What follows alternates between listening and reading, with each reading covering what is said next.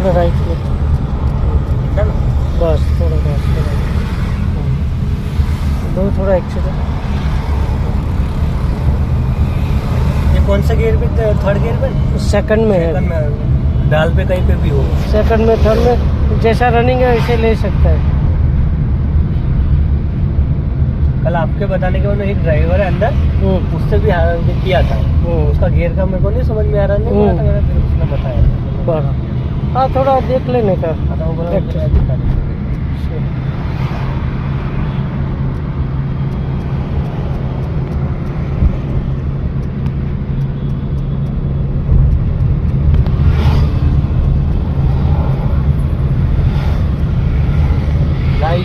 ना इस साइड में, ना इस साइड में, बीच में सेंटर में रहना चाहिए।